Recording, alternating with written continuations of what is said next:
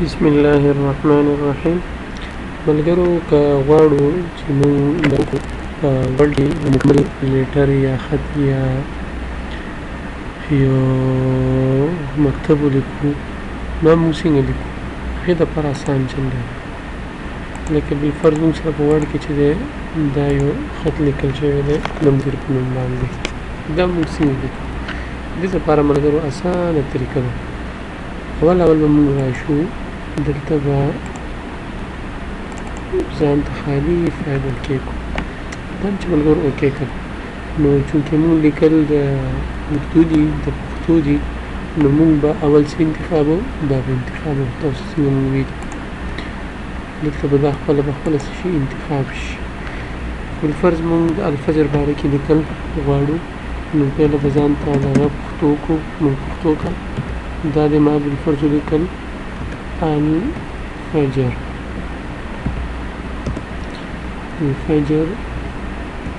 انسټیټیوټ.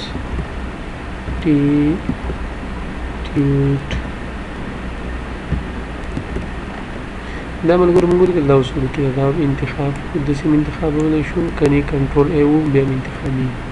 دې ته به لږ سایز ورکړو، بدې م ورکولی کېږي او بدې م ورکولی کېږي. دې ته به اوس ملګرو چې دی موږ بولډنس هم ورکړو، ډبل به شي، او دې کې به ته د فاونټ چې کوم سټایل دی هغه به ورکړو. بالفرض دې ته موږ دغه ورکړو، الفجر شو. نور یې که غټ نور هم غټولی شو. که رنګ ورکول غواړو رنګ هم ورکولی شو، بدې باندې ډیزاین هم ورکولی شو. دې باندې اکتفا کوو. دې نه پس ملګرو موږ به دې دپاره لاندې چې کوم تاریخ دی، تاریخ ورسره رقم،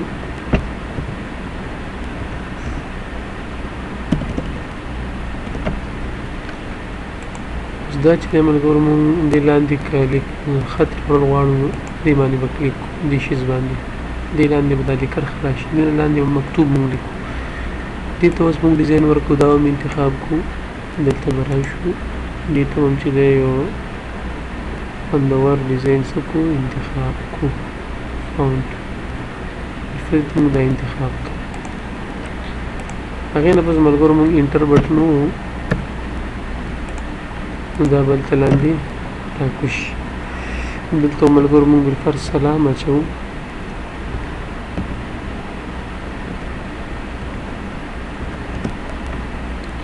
السلام علیکم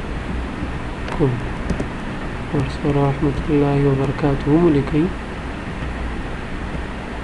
ورحمة الله وبرکاته. اوس دې ته ملګرو تاسو کولی شئ چې څه ورکئ؟ یو ډیزاین ورکئ، دا انتخاب کئ، راشئ دې ته یو فاونټ ورکئ. بالفرض دې ته موږ دا فاونټ ورکړو. دا ته غټولی هم شي، بالفرض دا موږ 18 کړو. صحیح ده ملګرو. دغه نه پس چې دی راشه اوس ته مکمل خپل مکتوب لیکه. ټیپ بټن ورته وایي، ټیپ بټن یې باندې ته مخته لاړ شه، دیز نه ته لیکل شروع کړه. سلام نه پس لکه بالفرض زه لیکمه محترم. ښه، دې دپاره فاونټ به موږ د عام لیکلو لپاره فاونټ موږ دغه استعمالوو، شکل مجله دا مې استعمال کړه. بالفرض ما اوس ولیکل محترمه مدیر صاحب، ډېر په ادب احترام تاسو ته ورڅخه غواړم. دا مکتوب مو ولیکل. صحیح ده. دغه مکتوب لیکلو نه پس دې ته خامخا یو لوګو د هر ادارې وي، هغه هم پکار ده. او موږ ملګرو انسرټ ته راشو، انسرټ کې به اول موږ چې د لانجو نه خلاص شو ټکسټ باکس به واخلو. دلته به ډرا ټکسټ باکس ته راشو، دلته به چې کوم ځای کې موږ غواړو چې لوګو راشي هغه به څه کړو؟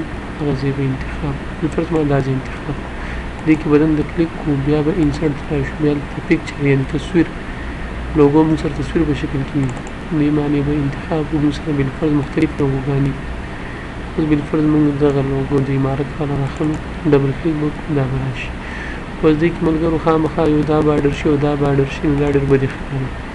دا خوندور کول لپاره به دې باندې به رایټ کلیک کړو لاندې به فارمیټ پکچر ته راشو دلته به کراپ ته راشو کراپ نه پس چې دی دلته د هغې هغه بارډر ختم شو سایډ والا او به دې سره چې دی برابره بارډر تصویر څه شوي ختم شوي اوس چې ملګرو مونږ کلوز کړو دا مونږ سره مکمل یو صفحه تیاره شوه دې کې د تاریخ لیکلی شي دې کې ورته رقم لیکلی شي او دا مکمل ستاسو شو مکتوب شو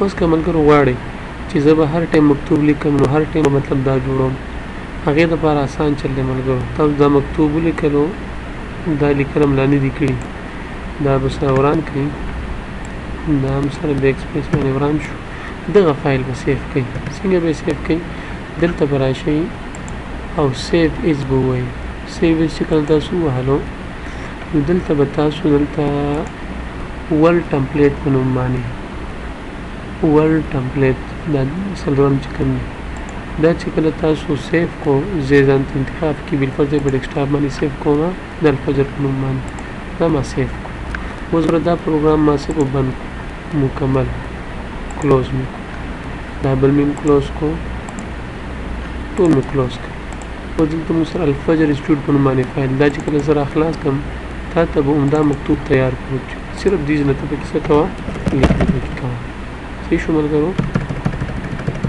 لیکل پکې ته کولی شي